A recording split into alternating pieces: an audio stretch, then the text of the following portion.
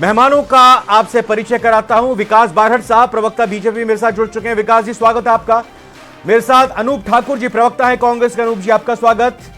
यहां नोएडा स्टूडियो में निरंजन पोद्दार जी, राजनीतिक विश्लेषक, मेरे साथ है। नमस्कार निरंजन जी, आपका बहुत बहुत स्वागत। और वरिष्ठ पत्रकार के तौर पर आशुतोष रावत जी मेरे साथ जुड़ चुके हैं। पहला सवाल सीधा, निरंजन पोद्दार जी, चाहे नेता प्रतिपक्ष का चुनाव करना हो या मुख्यमंत्री जी का चुनाव करना हो, बीजेपी और कांग्रेस दोनों ही तरफ से आलाकमान पर छोड़ दिया गया है।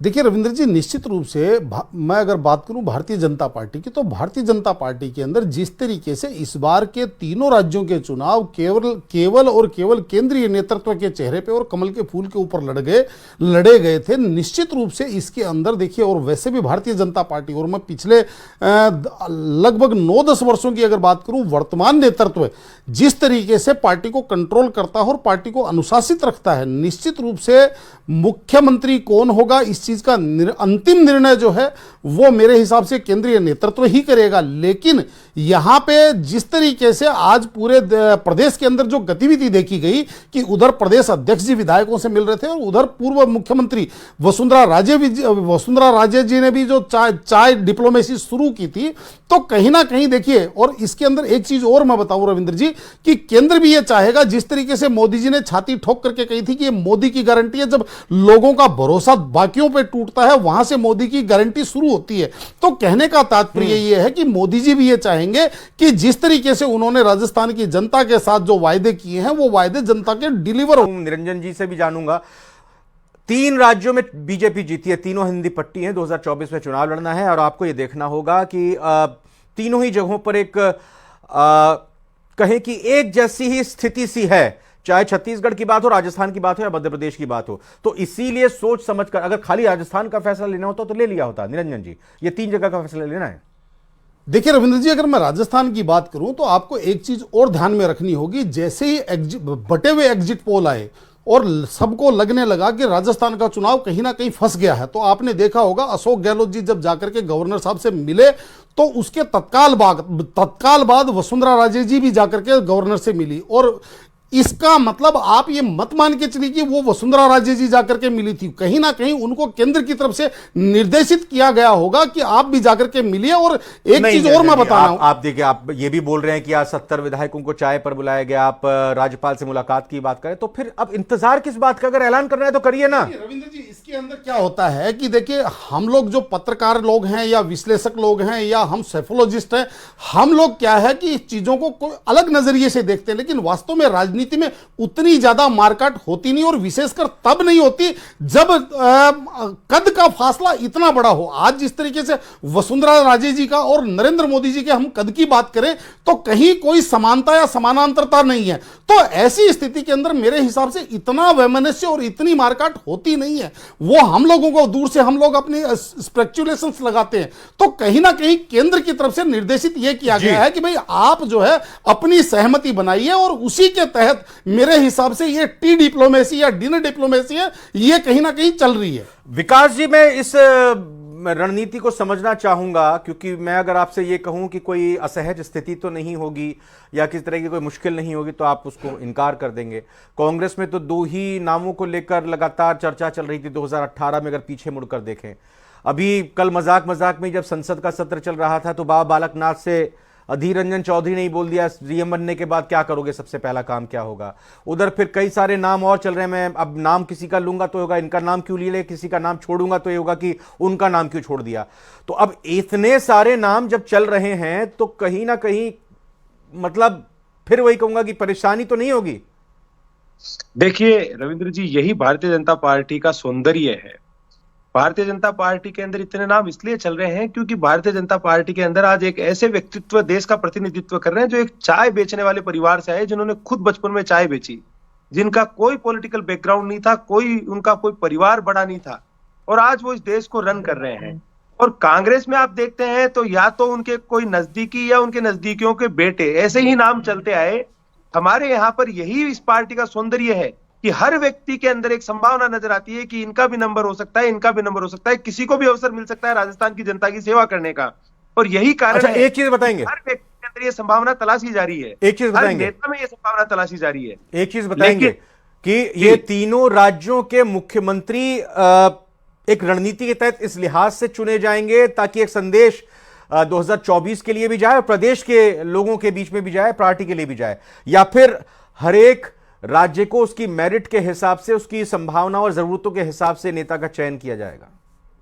देखिए रविंद्र, हमारे यहाँ राजनीति को अंत में रखकर सबके विकास की सोच को सबसे पहले रखकर नरेंद्र मोदी सरकार ने पिछले 9.5 साल में ये सरकार चलाई है और उसी का ये परिणाम है कि किस प्रकार का जनादेश लोग आज भी नरेंद्र मोदी जी के चेहरे पर उनके नेतृत्व को दे रहे हैं।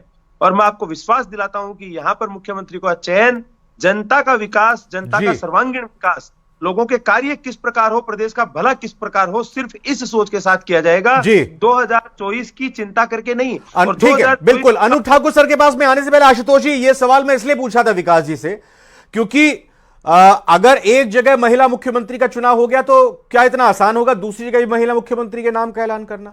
अगर एक राज्य में किसी जाति विशेष से, अगड़ी जाति से अगर मुख्यमंत्री का नाम का चयन हो गया तो क्या यह आसान होगा या मुश्किल होगा कि दूसरे राज्यों में भी अगड़ी जाति के ही मुख्यमंत्री हो?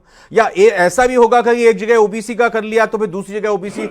यह समीकरण बनाना भी बहुत जरूरी है और इसीलिए शायद लग रहा है कि अभी पर्यवेक्षकों के नाम का ऐलान नहीं हुआ, वो पहुंचे नहीं है क्योंकि आला कमान खुद पहले डिसाइड कर लेना चाहता है कि जरूरत क्या है प्रदेश की या पार्टी की।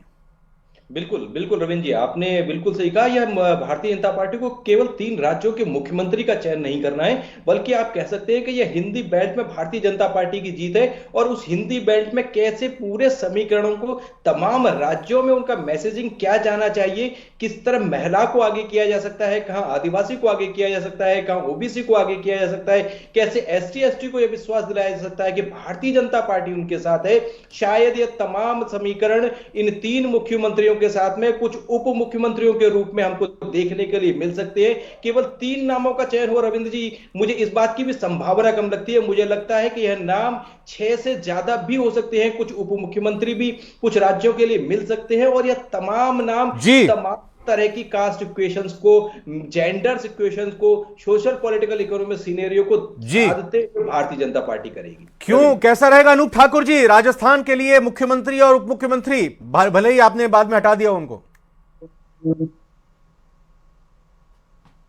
सिनेरियो और परिदृश्य में अभी देखे हैं तो अभी महिला मुख्यमंत्री की चर्चा कर रहे थे आप लोग, तो महिला मुख्यमंत्री की बात तो मुझे लगता है कि भारतीय जनता पार्टी में संभव हो नहीं सकती। अच्छा, क्योंकि ये तो 33% महिलाओं को आरक्षण देने का जो जुमला प्रधानमंत्री जी ने दिया था वो धरातल पे नहीं होगा। ये तयशुदा बात है क्योंकि यहाँ पे अनूप ठाकुर जी, ये समाचार पत्र और समाचार चैनल आपने देखे थे जब ये नतीजे आए थे? महिलाओं ने कितना वोट दिया है इस बार बीजेपी को? मैं, आप सुनिए ना भ्रामक, ये ध्रुवीकरण करने में तो माहिर है। मैं खुद स्वीकार कर रहा हूं इस बात को कि विषयांतर करने में, ध्रुवीकरण करने में माहिर है। महिलाओं से क्या ध्रुवीकरण होता है? मेरी बात सुनिएगा आप। हाँ, कि वसुंधरा राजे सिंधिया जी को चुनाव प्रारंभ होने से ही दरकिनार करने के लिए दृढ़ संकल्पित थे 33% महिलाओं को आरक्षण देने वाले भारतीय जुमला पार्टी के सिरमौर माननीय नरेंद्र मोदी जी। क्यों ऐसी आवश्यकता पड़ी कि इनको सांसदों को लाकर विधानसभा का चुनाव लड़ना पड़ा? जो वसुंधरा जी से संबंधित लोग थे उनको दरकिनार करना पड़ा? क्या प्रदेश में विधानसभा का चुनाव लड़ने वाले लोग नहीं थे? अनूप जी, इसलिए करना पड़ा क्योंकि 25 में से 17 जो आपके मंत्री हैं उनको हराना था। इसलिए करना पड़ा कि जो रिवाज बना हुआ है वो बरकरार रखना था।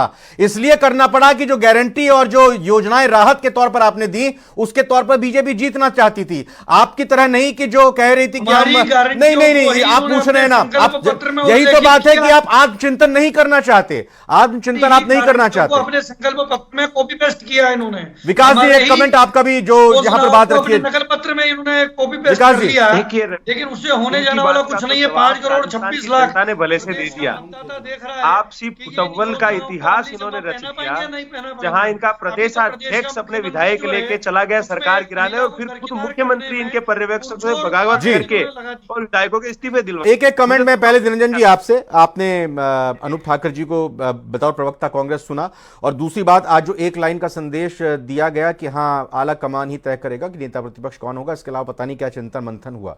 कांग्रेस क्या यहां से कहां जाती दिख रही है आपको? देखिए रविंद्र जी, कांग्रेस को अगर हम देखें तो इनकी स्थिति वो हो रही है कि हम हैं वहां हम थे जहां। एक ही पत्थर से बार बार अगर ठोकर खाने की किसी की नियति बन जाए तो उसके बारे में तो क्या ही कहा जा सकता है। रही बात एक जो आपने कहा कि आला कमान तय करेगा, निश्चित रूप से आला कमान तय करेगा, लेकिन आला कमान ये देख करके तय करेगा कि जो प्रधानमंत्री मोदी जी की आकांक्षा है जनता के प्रति, उनको कौन मुख्यमंत्री पूरी कर सकता है। बहुत बहुत धन्यवाद चारों ही मेहमानों का करना चाहूंगा।